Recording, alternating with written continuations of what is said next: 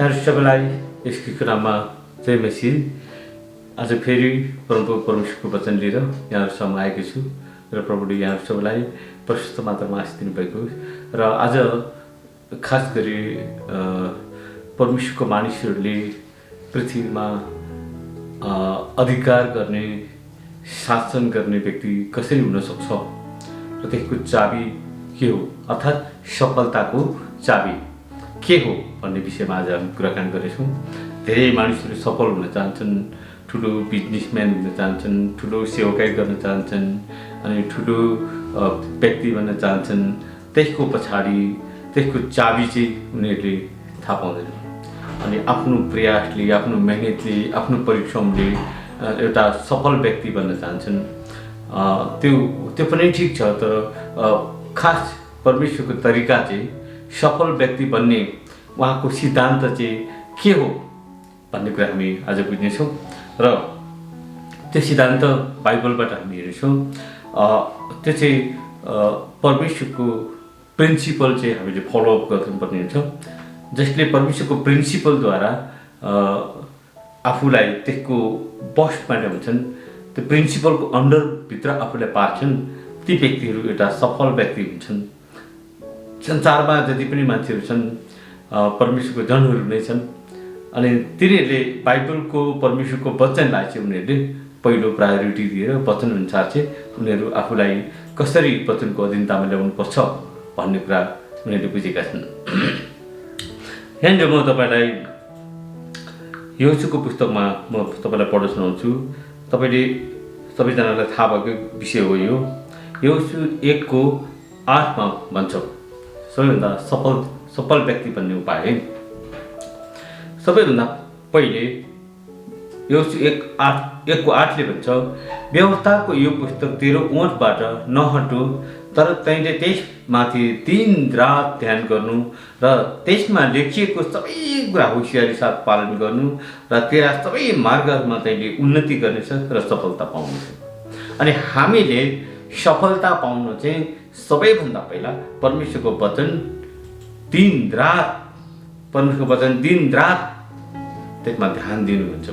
ओठबाट त्यो वचन नहटो, त्यसमा दिन रात ध्यान गर्नु र होसियारी साथ पालन गर्नु।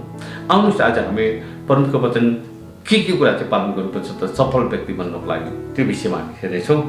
र फेरि मानिसको सफल व्यक्ति बन्ने चाहना छ, तर उनीहरू परमेश्वरको वचनलाई चाहिँ साइडमा लगाउँछन् र आफ्नो प्रयासले सफल व्यक्ति बन्न चाहन्छन्। जस्तो उदाहरणको लागि हामीले उत्पत्ति 11 अध्यायमा हेऱ्यौँ भने त्यहाँ यस्ता मानिसहरू थिए। मानिसहरू पूर्वतिर सधैँ जाँदा सिनार देशको एउटा मैदानमा पुग्यो अनि त्यहाँ मानिसहरूले बाबेलको धरहरा बनाए अनि उनीहरू कतै नछरियौँ, हामी स्वर्गमा जाउँ भनेर एउटा सफल आफै स्वर्ग जाने प्रयत्न गरे अनि परमेश्वरले त्यो देख्नुभयो, त्यसलाई नष्ट पारिदिनु भयो, तितर पारिदिनु भयो। अनि मानिसको प्रयासलाई परमेश्वरले त्यसलाई तितर पार्नुहुन्छ, त्यो सफल बन्न सक्दैन। तर सफल चाहिँ त्यो व्यक्ति बन्न सक्छ जो परमेश्वरले दिनुभएको गाइडलाइनमा त्यो व्यक्ति हिँड्छ भने त्यो सफल व्यक्ति हुन्छ।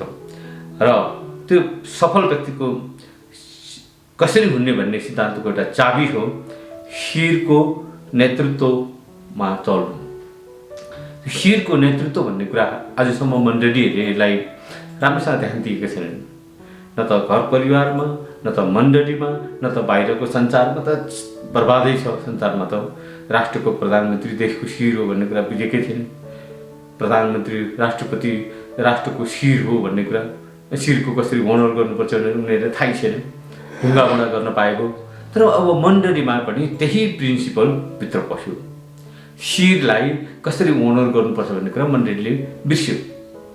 शिरबाट यो जस्तो उदाहरणको लागि मेरो सम्पूर्ण बडी अपरेटिङ हुनुपर्छ, चल्नुपर्छ भने शिरले सबै प्लानहरू बनाउँछ। जस्तो उदाहरणको लागि म फलाना पुस्तक निकाल्छु भनेर भन्यो भने हात तुरुन्तै जान्छ, आँखा यहाँ जान्छ, हात पनि जान्छ र त्यो पुस्तक निकाल्नु सक्छ अनि मुखले पढ्न सुरु गर्छ। त्यसरी पनि हामी शिरको निर्देशनमा शरीरको अङ्ग अब जस्तो शिरले सोच्यो म फलाना ठाउँमा जान्छु भन्यो भने खुट्टा एकदम हिँड्न सुरु गरिहाल्छ है। अनि फल्ना काम गर्छु भन्यो भने हातले फटाफट काम सुरु गर्छ। यो परमेश्वरको प्रिन्सिपल हो, यो सिद्धान्त हो, यो शिरबाट अपरेटिङ हुने सिस्टम। अनि परमेश्वरको मानिसहरूलाई चाहिँ सफल व्यक्ति बन्नको लागि शिरको अपरेटिङ एकदमै महत्त्वपूर्ण भूमिका छ।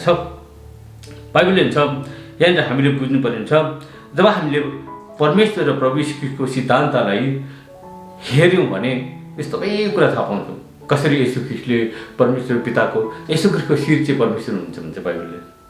येशू ख्रीष्टको शिर परमेश्वर हुन्छ अनि येशू ख्रीष्ट चाहिँ परमेश्वरको अङ्ग हो। अनि येशू ख्रीष्टले चाहिँ 100% पिताले भनेको मान्नुभयो, उहाँले शिरले भनेको मान्नुभयो। अनि त्यही भएर उहाँ समुद्रमा जाँदा पनि समुद्र माथि हिँड्न सक्नुभयो, माथि। उहाँले दुष्ट आत्मालाई निस्किँदा निस्किन सक्नुभयो। किन? उहाँ चाहिँ 100% शिरबाट अपरेटिङ हुनुहुन्थ्यो, परमेश्वर पिताबाट अपरेटिङ हुन्थ्यो। अनि तपाईँ र मैले पनि आज एउटा सफल व्यक्ति बन्न, एउटा त्यसको चाबी हाम्रो हातमा आउनको लागि हामी ख्रिस्ट चाहिँ हाम्रो शिर बनिनु पर्ने हुन्छ। विश्वासीहरूको लागि, परमेश्वरको जनहरूको लागि चाहिँ ख्रिस्ट येशू चाहिँ शिर हुनुपर्छ। उहाँको मार्ग निर्देशनमा मण्डली हिँड्नुपर्ने हुन्छ। यहाँनिर बाइबलले भन्छ परमेश्वरले सबै कुरा चाहिँ ख्रिस्टको अधीनमा राख्नुभएको हुन्छ। स्वर्गको कुराहरू, पृथ्वीको कुराहरू, पृथ्वी मुनिको कुराहरू, सबै कुरा चाहिँ परमेश्वरले ख्रिस्टको अधीनमा राख्नुभएको छ। भनेपछि अब हामी कसको निर्देशनमा चल्नुपर्छ? ख्रिस्टको। किनभने बाइबलले भन्छ मण्डलीको शिर पनि येशू ख्रीष्ट हुनुहुन्छ भन्छ है।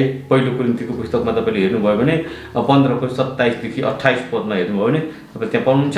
र एफिसी 1:10 पनि हेर्नुभयो भने तपाईँले त्यहाँ पाउनुहुन्छ। मण्डलीको शिर येशू ख्रीष्ट हुनुहुन्छ र उहाँको अधीनतामा मण्डली चल्नुपर्छ बाइबलले भन्छ है। अनि एफिसी 5:23 भन्छ किनकि पति पत्नीको शिर हो, जसरी ख्रीष्ट मण्डलीको शिर हुनुहुन्छ र जुन मण्डली उहाँको शरीर हो र उहाँ स्वयं त्यसको मुक्तिदाता हुनुहुन्छ भन्छ। अनि पहिलो कोरिन्थी 11:3 भन्छ तर तिमीहरूले यो जान र बुझ भन्ने चाहन्छु कि हरेक मानिसको शिर ख्रीष्ट हुनुहुन्छ, स्त्रीको शिर तिनको पति हो अनि ख्रीष्टको शिर परमेश्वर हुनुहुन्छ। ख्रीष्ट येशूको शिर चाहिँ परमेश्वर हुन्छ अनि मण्डलीको शिर चाहिँ ख्रीष्ट येशू हुनुहुन्छ अनि पत्नीको शिर चाहिँ पति हुन्छ। भनेपछि अब यो शिरको प्रिन्सिपल जब तपाईँले बुझ्नुहुन्छ, तपाईँले मुखमा टेप लगाउन सुरु गर्नुहुन्छ। तपाईँ परमेश्वरको जन हुनुहुन्छ भन्नुहुन्छ भने ख्रीष्ट येशूको मार्ग निर्देशनबाट अपरेटिभ हुनुपर्छ। उहाँले प्रेम गर भन्नुभयो, प्रेम गर्नु। उहाँले भलाइ गर भन्नुभयो, भलाइ गर्नु। उहाँले एउटा गाला हिर्काउनु, अर्को थापिदियो भने थापिदिने। उहाँले जे भन्नुभयो त्यो प्रिन्सिपल चाहिँ हामीले अपनाउनु पर्ने हुन्छ। यदि त्यसो अपनाउँदैन भने शिरको डिसओनर गरेका हुन्छौँ। जब डिसओनर हुन्छ त्यसपछि परमेश्वरको प्रिन्सिपल तोडेको कारणले, परमेश्वरको वचन पालन नगरेको कारणले परमेश्वरको विद्रोही भएर हामी खडा हुन्छौँ, परमेश्वरको वचनको विद्रोही हुन्छौँ। अनि यो चाबी भनेको चाहिँ शिरको अधीनतामा आउनु। अहिलेको समय चाहिँ एउटा घटना के घटेको छ भन्दा तीतसको पुस्तक 1:10 भन्छ धेरै मान्छेहरू चाहिँ यो अधीनतामा बस्न नचाहने हुन्छ। उनीहरू चाहिँ यो के भन्छ कसैको अधीनमा बस्न नरुचाउने व्यक्तिहरू हुन्छन्। हामीले तीतसको पुस्तक 1:10 हामी आफै हेऱ्यौँ। यहाँनिर के भन्छ भने तीतस 1:10 भन्छ किनभने धेरैजना मानिसहरू अरूको अधीनमा नबस्ने, बगबाती, छली हुन्छन्। झन् विशेष गरी खतनावालहरू त यस्तै हुन्छन्। अब पुरानो कुराको समयमा के भन्छ खतनावाल भन्थे, उनीहरू चाहिँ यहुदीहरू खतनावाल, तिनीहरू त झन् कसैको अधीनमा नबस्ने हुन्थ्यो। अनि अहिले आएर मण्डलीहरू, खतनावाल भनेको अहिलेको मण्डलीको ख्रीष्टमा विश्वास त गरेका छन् तर भित्री हृदयको खतना नभएका मान्छेहरू। अब यिनीहरू त के हुन्छन् भने अरूको अधीनमा नबस्ने। अधीनमा बस्ने प्रिन्सिपल जब मण्डलीले, विश्वासीहरूले फलो गर्छन् त्यसपछि उनीहरूको जीवनमा एउटा नयाँ काम सुरु गर्छ। परमेश्वरले उनीहरूलाई चलाउन सुरु गर्नुहुन्छ। पहिलो कुरा त हामीले के बुझ्नुपर्छ भन्दाखेरि यहाँनिर बाइबलले भन्छ यो सारा संसारै दुष्टको अधीनमा परेको छ भन्छ। किन भन्दा परमेश्वरको पुत्रहरू आज्ञाकारी भएन। परमेश्वरको छोराहरू आज्ञाकारी नभइसकेपछि यो सारा थोकहरू परमेश्वरको छोराको लागि तयार गरेको कुराहरू चाहिँ अब कसले प्रयोग गर्दैछ भन्दा दुष्टको अधीनमा परेको छ। बाइबलले चाहिँ पहिलो योहन्ना 5:19 हुन्छ बाइबलले। अनि सबै कुरालाई दुष्टले आफ्नो अधीनमा पारेको छ। किन भन्दा त्यसलाई अधीन गर्ने परमेश्वरको छोराहरू चाहिँ नाकाम भएको छ। परमेश्वरको पुत्रको स्वभाव र चरित्र उबाट हटेर गएको छ। त्यो स्वभाव र चरित्रलाई नै त हो परमेश्वरले आशिष दिनुभएको। तिमी फल्दै फुल्दै वृद्धि हुँदै पृथ्वीमा भरिँदै र त्यसलाई आफ्नो बसमा पार्दै जाऊ भने उहाँको स्वभाव र चरित्र मानिसबाट हटेर गयो। परमेश्वरले यीशु ख्रीष्टले फेरि त्यो मानिसमा स्थापित गर्न चाहनुहुन्थ्यो, तर मानिसहरूले त्यो कुरालाई आफ्नो जीवनबाट दिन प्रतिदिन हटाएर गएर त्यो अधिकार गर्न सकेनन्। र त्यो सबमिसनमा कसैको अधीनतामा नबस्ने भएपछि उनीहरूले त्यो सबै गुमाए। अब पहिलो कुरा चाहिँ के छ भने हामीले बुझ्नुपर्ने कुरा हिब्रू 12:9 है। यसबाहेक हामीलाई तार्न दिने हाम्रो शारीरिक बुवा थिए, हामीले तिनको आदर गऱ्यौँ। के झन् बढी हाम्रा आत्माको पिताको अधीनमा बसेर हामीले जीवन प्राप्त गर्नु पर्दैन र? अब शारीरिक बुवाको अधीनमा बसेर त हामीले विभिन्न कुराहरू गर्यौँ भने अब हाम्रो के हुन्छ भने हाम्रो आत्माको पिता हाम्रो परमेश्वरको अधीनमा जब हामी बस्छौँ त्यसपछि हामी एउटा शासन गर्ने व्यक्ति, एउटा सफल व्यक्ति, सफल सेवकाई गर्न सुरु गर्छौँ। तर आज धेरै मानिसहरू धेरै प्रकारले मानिसलाई अधीन गर्न चाहन्छन्। कति मान्छेले विधान बनाएर त्यो विधानको अधीनतामा मानिस राख्न चाहन्छन्। मण्डलीमा कोही आज्ञाकारी भएन भने यो गर्नुपर्छ भने विधान बनाउँछन् अनि त्यो विधानले मानिसलाई कन्ट्रोल गर्न बसमा ल्याउन चाहन्छन् र अधीनमा पार्न चाहन्छन्। न, तर मानिसहरूलाई अधीनमा पार्ने चाहिँ होइन, मानिसहरूले चाहिँ परमेश्वरको जनसँग कसरी अधीनमा बस्नुपर्छ भन्ने कुरा मानिसले आफूले जान्नुपर्ने हो। तपाईँ र मैले जान्नुपर्ने हो। उहाँ चाहिँ परमेश्वरको जन हुनुहुन्छ, मैले उहाँको अधीनतामा मैले आफूलाई कसरी राख्ने भन्ने कुरा आफूले जान्नुपर्छ। त्यो अधीनता बुझ्नुपर्छ। तपाईँले हेर्नु भने रोमीको पुस्तक 7को उसमा भन्छ 7:6 भन्छ, हामी पुरानो लिखित विधानको अधीनमा छैनौँ तर पवित्र आत्मामा सेवा गर्छौँ भन्छौँ। हामी लिखित विधानको अधीनमा छैनौँ। हामी कसैलाई काबुमा ल्याउनको लागि विधान बनाउँछौँ भने त्यसले कसैलाई काबुमा ल्याउँदैन। काबुमा ल्याउने भनेको त हामी आफैले परमेश्वरको वचनको अधीनतामा, परमेश्वरको धनको अधीनतामा आफैलाई जब राख्छौँ त्यसपछि हामी एउटा सफल व्यक्ति बन्न सक्छौँ। उदाहरणको लागि तपाईँले हेर्नु यहोशूलाई हेर्नु। यहोशूले मोसाको जीवनकालभरि मोसाको अधीनतामा आफूलाई राख्यो। त्यो अधीनता भन्ने कुरा मोसाले बस मेरो अधीनतामा भन्ने होइन, तर यहोशूले चाहिँ जान्नुपर्दछ कि म कसरी परमेश्वरको जनको अधीनतामा बस्नुपर्छ भन्ने कुरा यहोशूले बुझेका थिए। अनि हेर्नु त यहोशूको राज्य शासन तपाईँले देख्नुभयो। प्रतिज्ञाको देशमा पुगेर सबै मानिसहरूलाई भागबन्डा लगाउने एउटा सफल व्यक्ति बन्न सक्यो। यो अधीनता चाहिँ सफलताको चाबी हो। त्यो चाहिँ मोसाले मेरो अधीनतामा बस भनेर होइन, यहोशूले जान्नुपर्दथ्यो कि मोसामा चाहिँ परमेश्वरको अनुग्रह छ, मोसालाई चाहिँ परमेश्वरले नियुक्त गर्नुभएको, मोसामा चाहिँ परमेश्वरको अभिषेक छ, अनुग्रह छ, म यो व्यक्तिसँग चाहिँ कनेक्सन भएर जोडिनुपर्छ भनेर यहोशूले बुझेका थिए। अनि जब मोसासँगको अधीनतामा उनी बसे, बाइबलले भन्छ मोसाको मृत्यु पछाडि सम्पूर्ण इजरायलीहरूलाई लगेर त्यो कनान देशको सबै भागबन्ड लगाएर दिने सफल व्यक्ति, शत्रुहरू सहरहरू कब्जा गर्ने व्यक्ति यहोशू बन्न सके। हामीले यो प्रिन्सिपल जब बुझ्छौँ त्यसपछि तपाईँको आँखा खुल्नेछ र तपाईँले परमेश्वरले दिनुभएको सबै कुराहरूमा तपाईँले अधिकार गर्नुपर्ने सक्नुहुनेछ। अर्को कुरा हामीले बुझ्नुपर्ने कुरा, हामी यो अधीनतामा बस्नको लागि चाहिँ एकदमै इम्पोर्टेन्ट कुरा छ। तपाईँको सहकर्मीहरूको, साथीहरूको पनि तपाईँले कहिले काहीँ अधीनतामा बस्नुपर्ने छ। तपाईँको साथीको गाउँमा पुगेर साथीलाई त यस्तो गर उस्तो गर भनेर साथीको गाउँमा पुगेर साथीको अधीनतामा बस्नु भएन भने तपाईँले साथीको परमेश्वरको वचन उल्लङ्घन गर्नुहुनेछ। सहकर्मीहरू जो सेवकाईमा हामी सँगसँगै छौँ, त्यो सहकर्मीको पनि हामी अधीनतामा बस्नुपर्ने छ, एकअर्काको अधीनतामा। अब कुनै पनि मण्डलीमा हामी गयौँ भने त्यो प्रचार गर्न बोलायो, ओके, हामी त्यहाँ प्रचार गर्न गयौँ, तर त्यहाँ पुगेर तपाईँले त्यो मण्डलीको पास्टरलाई, त्यहाँको सबै मान्छेहरूलाई तपाईँको अधीनतामा ल्याउनु हुँदैन। तपाईँले चाहिँ सबै मान्छेलाई परमेश्वरको वचनको अधीनतामा ल्याउने हो र सबै मानिसले वचनको अगाडि झुक्नु पर्यो। हरेक मान्छेलाई ख्रीष्टको अधीनतामा ल्याउने काम तपाईँको। हरेक अवैधानिक कुराहरूलाई, हरेक परमेश्वरको वचनमा नआउने कुराहरूलाई, सबै कुरालाई वचनमा ल्याउने काम तपाईँले गर्नुपर्ने हो। जब तपाईँले वचनमा ल्याउनुहुन्छ, सबै मानिसलाई ख्रीष्टको चरणमा बस्टमा ल्याउनुहुन्छ, अनि तपाईँले एउटा ठुलो काम गर्नुभएको हुन्छ। तपाईँले दुष्टताको शक्तिहरू ती मानिसको जीवनबाट निकालेर फाल्नुभएको हुन्छ र मानिसलाई ख्रीष्टको चरणमा ल्याउनुहुन्छ। यसरी सिङ्गो पृथ्वीको जति पनि अवैधानिक प्रिन्सिपलहरू छ, जो प्रिन्सिपालिटीहरू छ, जो परमेश्वरको वचनको सिद्धान्तको विपरीतमा आउने कुराहरू छन्, यो सबै कुरालाई चाहिँ परमेश्वरको ख्रीष्टको चरणमा ल्याउने काम तपाईँले गर्नु। त्यहाँका मानिसहरूमा भएको गैर जिम्मेवारी कामहरू, अनाज्ञाकारिताहरू, सबै कुरालाई तपाईँले ख्रीष्टको चरणमा, ख्रीष्टको अधीनतामा ल्याउने काम गर्नुपर्छ।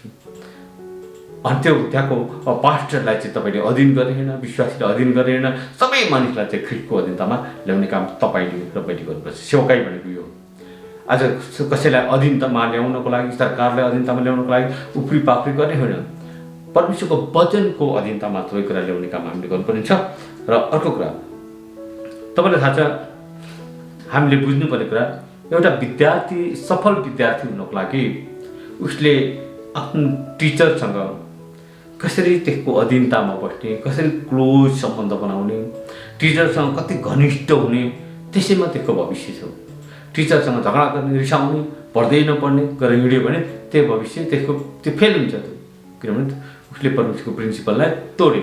परमेश्वरको प्रिन्सिपल चाहिँ उसको टिचरसँगको घनिष्ठ सम्बन्ध र टिचरलाई गरेको आदर र टिचरको अधीनतामा जब आफूलाई राखिन्छ, त्यसपछि टिचरले सबै कुराहरू त्यसलाई सिकाउँछ र त्यसलाई एउटा एकदम सफल विद्यार्थी बनाएर एक्जाममा पास हुने गरी उसलाई बनाउँछ, किनकि क्लोज रिलेसनसिपले गर्दाखेरि। अनि त्यस्तै गरी त्यो टिचरमा भएको अनुग्रह चाहिँ त्यसले प्राप्त गर्छ, किनभने क्लोज भएको कारणले गर्दाखेरि। टिचरले त्यसलाई सबै कुरा सिकाउँछ, आफूसँग भएको सबै विद्याहरूले उसलाई निपुण बनाउँछ, किनभने उसले आफूलाई उसको सबमिसनमा राख्यो, उसको अधीनतामा राख्यो, उसको सम्बन्धमा राख्यो। त्यस्तै गरी छोराछोरीले पनि बाबुआमाको सबमिसनमा जब बस्छन्, बाइबलले भन्छ, एफिसीको पुस्तक 6:1-3ले भन्छ, छोराछोरी हो प्रभुमा आफ्ना बाबुआमाको आज्ञा पालन गर, किनकि यो उचित हो भन्छ। यो उचित हो भन्छ। उचित भनेको परमेश्वरको कुरा हो। आफ्ना बुवा र आमाको मान गर, जो प्रतिज्ञासहितको पहिलो आज्ञा हो। हेर्नु त, प्रतिज्ञासहितको पहिलो आज्ञा हो भन्छ बाइबलले है। अनि 3 पदले भन्छ, एफिसी 6:3ले भन्छ, कि तिमीहरूलाई भलो होस् भन्छ। हेर्नु त, भलो भनेको सफल होइन र। बाइबलले भन्छ तिम्रो बुवा आमाको के भन्छ मान गर र उनीहरूको आज्ञा पालन गर भन्छ, कि तिमीहरूको भलो होस् र तिमीहरू पृथ्वीमा दीर्घायु हौ भन्छ। पृथ्वीमा एउटा दीर्घायु भएर, एउटा आशिषित भएर, एउटा भलो व्यक्ति भएर, एउटा सम्पन्नतामा एकदमै सफल व्यक्ति भएर तपाईँ सेवकाई गर्नको लागि चाहिँ तपाईँले पहिलो कुरो चाहिँ बाबुआमाको पनि अधीनमा रहनु पर्ने हुन्छ। एउटा बच्चा आमा र बाउको काखबाट भट्किएर गयो भने त्यो बच्चा सडकमा दुःख पाउँछ। तर त्यो बच्चा आमा बाउसँगै काखमा बस्यो भने घरमा सबै कुरा उसैले खान्छ, उसैले उयो गर्छ, उसैको माया, उसैले बाबुआमाको माया पाउँछ। यो आफूले सबमिसनमा राख्नुपर्ने कुरा चाहिँ छोराछोरीले जान्नुपर्ने छ। अब हामीले कति पुत्रहरू यस्तो छोराहरू पनि देखेको छौँ जो बाबुआमाको अधीनमा नबसेर दुःख पाएको छोराहरू। उडन्त पुत्र बाबुआमाको अधीनमा नबसेको कारणले सुँगुरको चारो खानु पर्यो है। उडन्त पुत्र होइन त, हराएको छोराको दृष्टान्तमा हामी पढ्छौँ लुका 15 अध्यायमा। त्यो बाबुआमाबाट भड्केर गएको कारणले कहाँ गयो भन्दाखेरि सुँगुरको चारो खानु पर्यो है। जबसम्म उसले मेरो बाउसँग फर्केर जानुपर्छ भन्ने कुरा बुझेन, तबसम्म ऊ दुःख पायो। बाउसँग फर्केर गयो, त्यसपछि उसको खुसीको दिन आयो। त्यस्तै गरी अर्को व्यक्ति म तपाईँलाई बताउँछु, अब्सालोम बाउको अधीनमा बस्न चाहेन। ऊ आफैले राजा बनायो। आफ्नो अगाडि 50 जना अगाडि र पछाडि दौडिने मान्छेहरू आफै तयार गर्यो, आफै राजा भयो। बाउको अधीनता उसलाई पसन्द भएन, बाउको अधीनता रुचाएन उसले। ऊ आफैले केही गर्छु भन्यो। परमेश्वरको प्रिन्सिपल चाहिँ बाउसँग बस्नुहुन्थ्यो, बाउको अधीनतामा बस्नुहुन्थ्यो। तर उसले त्यो परमेश्वरको प्रिन्सिपल ब्रोकेन गरेको कारणले बाउको एगेन्स्टमा आयो। अनि पछि बाउले लगेर जाँदाखेरि रुखले उसको कपाल समातेर, रुखले नै उसको कपाल झुन्ड्याएर राख्यो। अनि शत्रुले आएर योआबले गएर मारिदियो। अनि यो प्रिन्सिपल परमेश्वरको प्रिन्सिपल चाहिँ परमेश्वरले नियुक्त गर्नुभएको व्यक्तिको अधीनतामा आफूलाई कसरी राख्नुपर्छ त्यो जान्नुपर्ने छ। अर्को कुरा अदुनिया पनि अब बाउले नसोधिकन आफै राजा हुनुको घोषणा गरेको हुने, आफैले आफैलाई राजा बनायो है। अनि परमेश्वरको वचनको विद्रोह गरेर उनी अर्कै ठाउँमा बलिदान चढाउनु गयो, परमेश्वरको मन्दिरमा चढाएन। त्यस कारण परमेश्वरको भयानक क्रोध आयो अनि वेदीमा गएर समातेर बसे। सोलोमनले बनायालाई पठाएर त्यहीँ काटेर मार्यो। अब यसरी हामी एउटा अनाज्ञाकारी छोराहरू हुन्छौँ जो बाउआमाको विद्रोह हुन्छ। अनि अर्को कुरा अनाज्ञाकारी कोरह गन्ती 16 अध्याय तपाईँले पढ्नुभयो भने कोरहले पनि त्यहाँनिर मोसाको अधीनतामा बस्न चाहेन। मिश्र देशबाट निस्केर प्रतिज्ञाको देशमा परमेश्वरले लानुहुन्थ्यो, तर कोरहले यो कुरालाई विद्रोह गर्यो, मोसाको अधीनतामा बस्न चाहेन।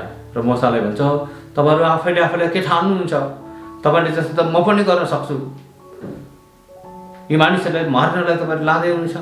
अब परमेश्वरले निकालेर ल्याउनु भएको छ। कोरह भन्छ यस्तो। अनि परमेश्वरले नियुक्त गर्नुभएको व्यक्तिको अधीनतामा नबसेको कारणले बाइबलले भन्दछ धरती फाटेर कोरह एक्लै होइन, कोरहको परिवार सारा परिवार नै धरती फाटेर निल्यो। किन भन्दाखेरि परमेश्वरले नियुक्त गर्नुभएको व्यक्तिको अधीनतामा नबसेको कारणले। यस कारणले गर्दाखेरि ऊ मात्रै होइन, उसँग हुने त्यो 250 जनाको लागि पनि स्वर्गबाट आगो बर्सेर सबैजना नष्ट भयो। किन भन्दा जब परमेश्वरले कसैलाई तपाईँको निम्ति एउटा नेतृत्व गर्ने व्यक्ति भनेर खटाउनुहुन्छ, त्यो व्यक्ति तपाईँको अनुग्रह क्यारियर हो, जसमा चाहिँ परमेश्वरले तपाईँको निम्ति अनुग्रह राख्नुभएको हुन्छ। अनुग्रह चाहिँ आकाशबाट टप्लक्क तपाईँको टाउमा आलु झरे चाहिँ झर्दैन। अनुग्रह चाहिँ परमेश्वरले कुनै व्यक्तिमा राख्नुभएको हुन्छ। त्यो व्यक्ति तपाईँले पहिचान गर्नुहुन्छ। इजरायलले थाहा पाए शाउलसँग होइन, अनुग्रह चाहिँ दाउदसँग छ भन्ने कुरो थाहा पायो। सबै मान्छेहरू साउललाई छोडेर दाउदसँग गयो, किनभने परमेश्वरले दाउदमा चाहिँ आफ्नो अनुग्रह राख्नुभएको थियो। दाउदमा किन अनुग्रह राख्नुभएको थियो भन्दा दाउद भित्रको हृदयभित्रको दाउदको विचारहरूलाई परमेश्वरले जान्नुभएको थियो। उहाँप्रतिको इमान्दारी, आफ्नो घरको बाउ ईशैको भेडा बाख्रा सम्बन्धीको जिम्मेवारी, उसको आफ्नो कामप्रतिको जिम्मेवारी स्वर्गबाट परमेश्वरले हेर्नुभएको थियो। अनि आज दाउद बाउको घरमा हुँदा पनि इमान्दारी थिए, साउलको राज्यकालमा उनी इमान्दारी थिए। अनि जब साउलले मार्न खोजेर जङ्गल भाग्नु पर्यो, जङ्गल भाग्दा पनि उनले परमेश्वरप्रतिको आफ्नो इमान्दारी कहिले पनि गुमाएन। यो अधीनता भन्ने कुरा जब तपाईँले थाहा पाउनुहुन्छ, परमेश्वर तपाईँको जीवनमा नयाँ काम गर्नुहुन्छ। तपाईँले ध्यान दिनुपर्ने कुरा। अनि यहाँनिर तपाईँले थाहा छ लोत, अब्राहमको भतिज लोत है, त्यो लोतलाई को आशिष चाहिँ परमेश्वरले अब्राहममा राख्नुभएको थियो। अब्राहमको अधीनतामा आफूले बस्नुपर्ने थियो लोतले, तर त्यहाँबाट निस्केर हिँड्यो। उनी जहाँ गयो त्यो देश पनि श्रापित देश थियो। सदोम र गमोरा पनि श्रापित देश थियो। श्रापितहरूसँग दुष्टहरूसँग पाल पुग्यो।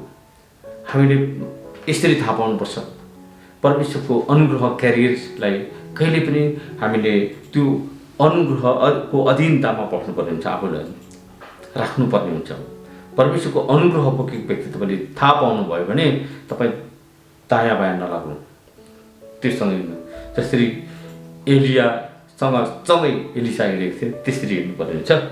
अर्को कुरा गेहजीको कुरा गरौँ। गेहजीले पनि यो कुरा बुझेन। परमेश्वरको जन एलियामा 7वटा शक्तिशाली काम गरेका थिए, आश्चर्य कर्म गरेका थिए। एलिसाले 14वटा गरेका थिए। अनि त्यो 14वटा शक्तिशाली आश्चर्य कर्म गर्ने व्यक्ति एलिसासँग थियो गेहजी। गेहजीले लास्टमा के भयो, एलिसाले के गर्दैछ भन्ने कुरा उसले सिक्न चाहेन, एलिसाको अधीनमा बस्न चाहेन। ऊ चाहिँ दौडेर गएर नामान कुरीसँग गएर त्यो संसारको कुराहरू मागेर लिएर आयो, तर एलिसाको अधीनतामा आफूलाई राख्न सकेन। अनि प्रब्लम के भयो भन्दा जिउँदै छेतै कोर लागेर नामान कुरीको कोर उसमाथि त्यो माथि खन्यो। कहिलेकाहीँ हामी मण्डलीमा यस्तो छोराहरू हुन्छौँ, विश्वासीहरू हुन्छौँ, आफ्नो पास्टरले भनेको कुरा नमानेर आफ्नै मर्जीले संसारको कुरा पछाडि दौडिन्छौँ नि, अनि नामन कुरी जस्तै श्रापमा पर्छौँ। यो चाहिँ तपाईँले बुझ्नुपर्ने कुरा। र अर्को कुरा, ओर्पाको विषयमा अलिकति कुराकानी गरौँ। ओर्पालाई तपाईँले हेर्नुभएको छ, 10 वर्षसम्म नाओमीसँगै बसेको। रुथ र ओर्पा सँगसँगै बसे 10 वर्षसम्म। तर रुथले धेरै कुरा सिकिन् र उहाँ चाहिँ परमेश्वरको अभिषिक्त जन हुनुहुन्छ। तपाईँको परमेश्वर मेरो परमेश्वर, तपाईँका मानिसहरू मेरा मानिसहरू, तपाईँ जहाँ जानुहुन्छ म त्यहाँ जान्छु, मृत्युले बाहेक तपाईँ र मलाई कुनै कुराले अलग नगरौँ भनेर रुथले नाओमीसँग करार बाँध्यो। तर ओर्पा पनि 10 वर्ष बसेको हो नि त। ओर्पा 10 वर्ष बसेर पनि उनले के गर्नु त, नाओमीलाई चिन्न सकेनन्। परमेश्वरको अनुग्रह चाहिँ व्यक्तिमा छ है भन्ने कुरा बुझ्न सकेनन् र त्यो व्यक्तिको अधीनतामा राख्न जानेनन्। नाओमीको अधीन, यो बुढीसँग के छ र यो मर्न लागेको बुढीसँग केही छैन भनेर फर्केर गई। थाहा छ, जब ऊ फर्केर गई उसको नाम निशान हट्यो। पछि गएर उसको चाहिँ गोलियातहरू पैदा भयो ओर्पाको जीवनबाट। तपाईँले गुगलमा गएर हेर्नुभयो भने उसको जीवनबाट गोलियातहरू पैदा भएको छ जो दाउदसँग फाइट गरेर गयो। अनि रुथ यतापट्टि आएर नाओमीको अधीनतामा जब बसिन् अनि उनी चाहिँ परमेश्वरको सहर बेथलेहेममा आइपुगिन्। बेथलेहेम भनेको अर्थ चाहिँ रोटीको घर। रोटीको घर भनेको चाहिँ येशू ख्रीष्टले भन्नुभयो, म नै स्वर्गबाट ल्याएको जिउँदो रोटी म नै हुँ। त्यो रोटी भनेको येशू ख्रीष्ट कहाँ आइपुगिन्।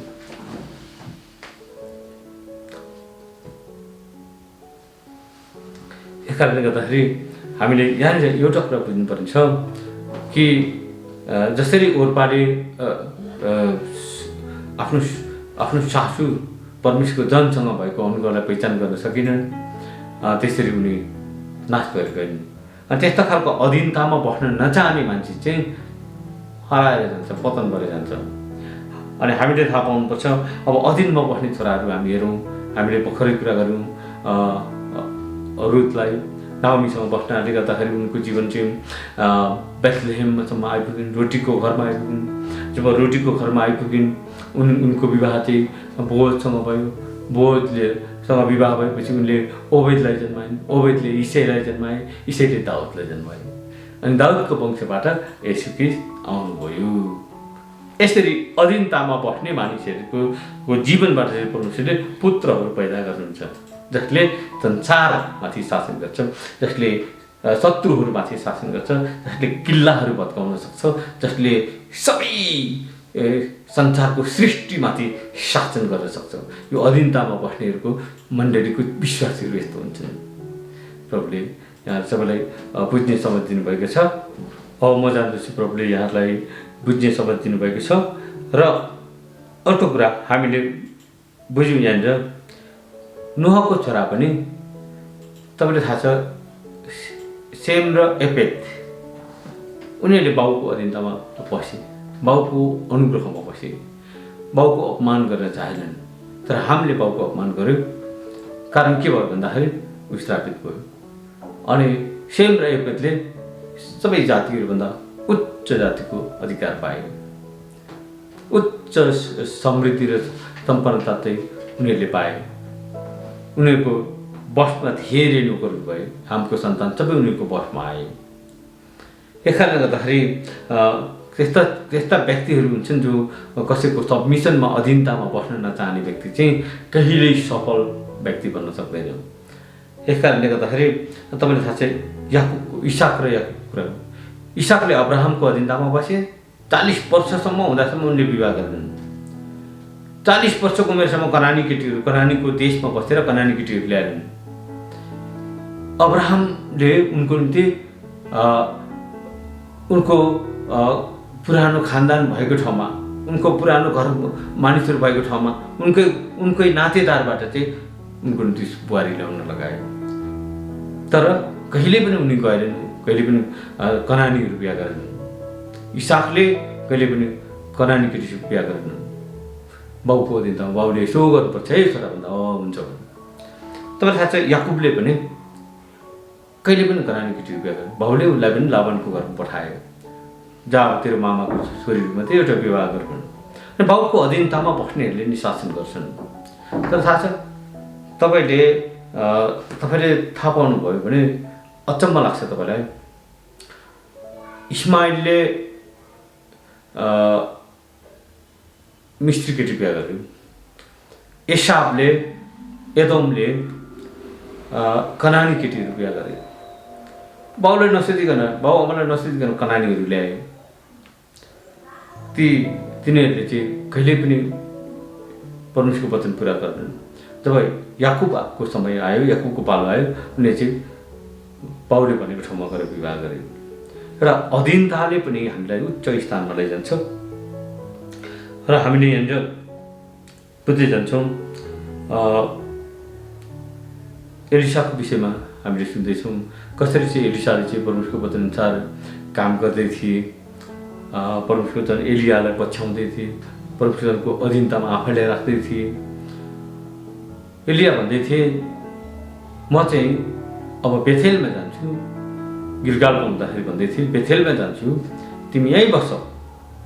अनि एलिसा भन्छन् मलाई तपाईँको जीवनको शपथ खाएर भन्छु म तपाईँलाई छोड्ने छैन। त्यो परमेश्वरको जहनको अधीनतामा आफूलाई राखेँ, म तपाईँलाई छोड्दिनँ। बेथेलबाट पनि एरियोसम्म जान त्यसै भने, एरियोबाट हेर्जनसम्म पनि त्यसै भने। त्यस कारणले गर्दाखेरि एलियामा भएको डबल अभिषेक, चाबी, राज्य गर्ने चाबी, सृष्टिमाथि शासन गर्ने क्षमता त्यतिखेर प्राप्त गरे जतिखेर परमेश्वरसँग एउटै मन, एउटै हृदय, एउटै दर्शन, एउटै हिँडाइ, एउटै दुःख कष्टमा पनि सँगसँगै हिँड्नाले गर्दाखेरि त्यो आशीष प्राप्त गरे। यहाँनिर हामीले बुझ्नुपर्ने कुरा चाहिँ यो छ, आज्ञाकारी छोराहरू र अनाज्ञाकारी छोराहरू, यो दुईवटा पनि हामीले बुझ्यौँ। अब यहाँनिर अब अर्को कुरा पनि छ। अब हामी कहिलेकाहीँ काम गर्नुपर्ने हुनाले हामी आफ्नो मालिकको पनि अधीनतामा रहनुपर्छ। तपाईँले काम गर्ने ठाउँमा आफ्नो मालिकसँग मुखमुखै लाग्नुहुन्छ भने तपाईँको मालिकले तपाईँलाई निकालिदिन्छ। तर तपाईँले आफ्नो मालिकको अधीनतामा आफूलाई राखेर इमान्दारीसँग काम गर्नुहुन्छ भने मालिकले तपाईँलाई बेस्ट अवार्ड दिन्छ। म पनि कम्पनीमा काम गरेको मान्छे हुँ र मैले पनि कम्पनीको एकदम कम्पनीको पक्षमा भएर काम गर्नाले गर्दा मैले पनि इनाम पाएको छु, बेस्ट अवार्ड पाएको छु मैले, बेस्ट वर्कर अवार्ड। र हामीले पनि मालिकको अधीनतामा, बाइबलले भन्छ हामीले चाहिँ बुझ्नुपर्ने हुन्छ। कलसी 3:22 भन्छ, हामीले यहाँ हेरौँ, यो कुरा चाहिँ हामीले जानिराख्यौँ भने हामी कहीँ गए पनि ठक्कर खाँदैनौँ। कलसी 3:22 भन्छ है, कमारा हो प्रत्येक कुरामा यस संसारका आफ्ना मालिकहरूलाई आँखाको अगाडि खुसी तुल्याउने मात्र होइन, तर साँचो हृदयले प्रभुको डर राखेर तिनीहरूको अधीनमा बसाउँछ। अनि कम्पनीमा काम गर्ने मान्छेले, आफ्नो मालिकको काम गर्ने विश्वासीहरूले हामी कसैकोमा काम गर्दैछौँ भने वचनलाई आदर गर्नुपर्छ। वचनले भन्छ आफ्नो मालिकको अधीनमा बस। संसारिक मालिक भए पनि, जोसुकै भए पनि तपाईँ मालिकको अधीनमा बस्नुपर्छ। किनकि परमेश्वरको प्रिन्सिपल नै कसैले जहाँ जुन ठाउँमा छ त्यो ठाउँ त्यसको अधीनतामा बस्नुपर्छ। अर्को कुरा हामीले बुझ्नुपर्छ, जब त्यो त्यसरी अधीनतामा बस्छौँ त्यो मालिकको हृदय पनि पक्रिन्छ अनि त्यो मालिकले तपाईँको ती सबै कुराहरू जुटाइदिन सक्छ है। तपाईँले विश्वास गर्नुहुन्छ नहम्या बसेको राजाकोमा, उनले चाहिँ राजाको राजदरबारमा चाहिँ दागमध्ये टक्राउने काम गर्थ्यो राजालाई।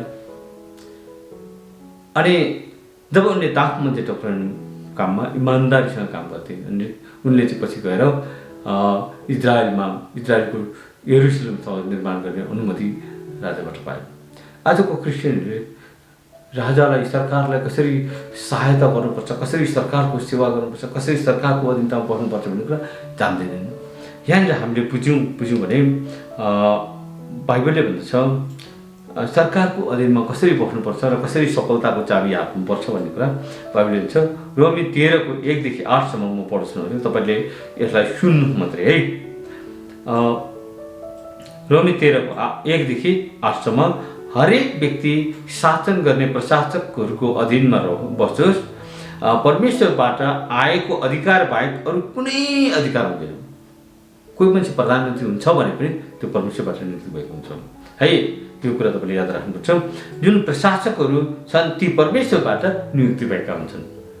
तपाईँले सुन्नुभयो नि, अब तपाईँको सरकार परमेश्वरबाट नियुक्ति भएको छ भने तपाईँले त्यसलाई आदर गर्नु भएन भने अब तपाईँले परमेश्वरको वचनको विद्रोह गर्नुहुन्छ है। यसकारण प्रशासकहरूको विरुद्धमा खडा हुनेले परमेश्वरबाट नियुक्त भएकाहरूको विरोध गर्छ र जसले विरोध गर्छन् तिनीहरूले दण्डको आज्ञा पाउनेछन्। डर लाग्नुपर्छ अब तपाईँलाई है। अब 3 पद हुन्छ, सुकर्म, किनभने सुकर्मको निम्ति होइन तर कुकर्मको निम्ति शासकको डर मानिन्छ। के तिमी प्रशासकको डरमा रहन चाहँदैनौ? त्यसो भए असल काम गर है र तिमीलाई प्रशस्ता मिल्नेछ, किनकि तिम्रो भलाइको निम्ति तिनी परमेश्वरको सेवक हुन्।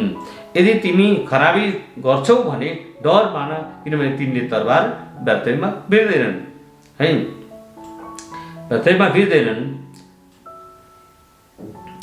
खराब काम गर्ने माथि परमेश्वरको दण्ड ल्याउने तिनी परमेश्वरको सेवक हुन्।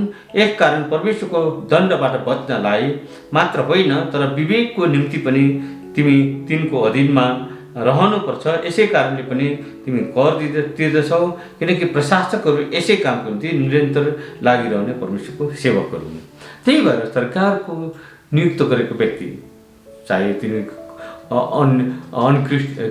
के भन्छ अन्य जाति हुन् चाहे जेसुकै हुन्, तर जसलाई जो चाहिँ तपाईँभन्दा अतिकति ठुलो पावरमा छ, ठुलो ठाउँमा छ भने तपाईँभन्दा माथि नै राखिदिनु भएको छ परमेश्वर भने त्यसको विरुद्धमा नजानु, परमेश्वरलाई काम गर्न दिनु। प्रभु त्यो व्यक्तिलाई तपाईँको हातमा राख्छु, तपाईँले त्यसलाई बसमा ल्याउनु, तर मैले तपाईँले नियुक्त गर्नुभएको व्यक्तिको विरुद्धमा म जाँदिनँ भनेर तपाईँले डिसिजन गर्नुपर्ने हुन्छ। यो कुरा तपाईँले बुझ्नुपर्ने हुन्छ। र अब अन्तमा म एउटा कुरा बताउँछु है, अगुवाहरूको अधीनमा बस्नु। अगुवाहरूको अधीनमा बस्नु चाहिँ बाइबलले भन्छ है। हामी हिब्रूको 13:17 पदमा भन्छ, हिब्रूको पुस्तक 13:17 पदमा म तपाईँलाई पढेर सुनाउँछु। हिब्रूको 13:17 पदमा भन्छ, तिमीहरूको अगुवाहरूको आज्ञा पालन गर र तिनीहरूको अधीनमा बस भन्छ। तपाईँले तपाईँको अगुवाको अधीनमा बस्नु भएको छ। अगुवाले मेरो अधीनमा बस भन्दैन तपाईँलाई, तर तपाईँले बस्नुपर्ने हुन्छ। तपाईँले जानेर मैले चाहिँ परमेश्वरको वचन पालन गर्नुपर्छ। परमेश्वरको वचनले भन्छ अगुवाको अधीनमा बस। परमेश्वरको वचनले भन्यो नि त होइन, अगुवाको अधीनमा बस भने त अगुवाले भनेन ए तिमीहरू मेरो अधीनमा बस भनेन नि त, तर बाइबलले भन्छ, परमेश्वरको वचनले भन्छ अगुवाको अधीनमा बस। जब तपाईँ अगुवाको अधीनमा आफैलाई राख्नुहुन्छ त्यसपछि तपाईँले वचन पुरा गर्नुभयो, तपाईँले परमेश्वरको वचन आदर गर्नुभयो र वचन पुरा गर्नुभएको कारणले परमेश्वर तपाईँलाई अब आदर गर्नुहुन्छ। बाइबलले भन्छ किनकि लेखा दिनुपर्छ भन्ने कुरा जानेर नै तिनीहरूले तिमीहरूको प्राणको हेरचाह गर्छन् र यो काम तिनीहरूले आनन्द साथ गरून्, दुःख मानेर होइन, नत्र त त्यसबाट तिमीहरूलाई कुनै लाभ हुँदैन। भन्न खोजेको अर्थ चाहिँ म तपाईँलाई एकदम राम्रोसँग बताउन चाहन्छु। तपाईँले अगुवाको अधीनमा आफूलाई राख्नुहुन्छ भने दुःख मानेर नबस्नु। ओहो यस्तो कसरी आफैले बस्ने होला, किन अधीनतामा बस्ने होला, आनन्द साथ गर्नु पर्यो। आनन्द साथ तपाईँ बस्नु, अगुवाको अधीनतामा आफूलाई आनन्द साथ राख्नु। तपाईँले भने जस्तो प्लानहरू नहोला, तपाईँले सोचे जस्तो गिटार बजाउन नपाइएला, तपाईँले सोचे जस्तो गाउन नपाइएला, स्पेसल गीत गाउन नपाइएला, हुन सक्छ तपाईँले भने जस्तो प्रचार गर्न नपाइएला। तर त्यो दिनको प्रतीक्षा गर्नु जुन दिन परमेश्वरले नै तपाईँमाथि एउटा अचम्मको काम गर्नुहुन्छ, त्यो दिनको प्रतीक्षा गर्नु र त्यो अधीनतामा बस्नु। त्यो समय तपाईँको समयमा आउँदैन, तपाईँले सोचेको दिनमा आउँदैन, तपाईँले भनेको घडीमा आउँदैन, तर परमेश्वरले ठहराएको दिनमा आउँछ।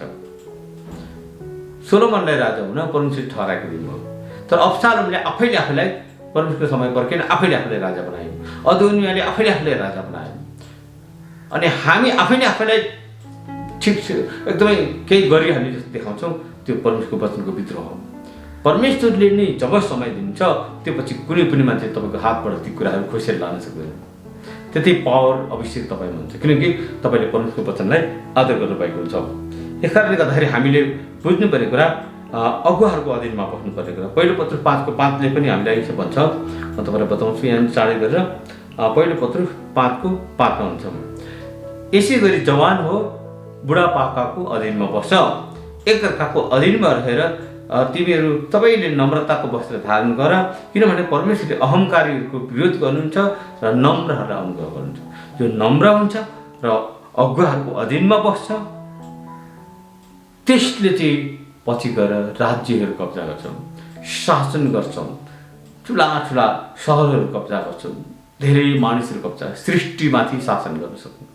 त्यस कारणले गर्दा परमेश्वरको वचन चाहिँ सफलताको चाबी चाहिँ परमेश्वरले ठहराउनु भएको, चाहे स्कुलको टिचर हो, चाहे मण्डलीको पास्टर हो, चाहे के भन्छ तपाईँको सरकार हो, तपाईँ स्थानीय प्रशासनको, चाहे तपाईँको बाबुआमा हो, चाहे तपाईँको सहकर्मी हो, जसको अधीनमा तपाईँ बस्नु पर्ने हुन्छ त्यो प्रिन्सिपल ब्रोकन गर्ने बित्तिकै तपाईँको सिद्धि हो।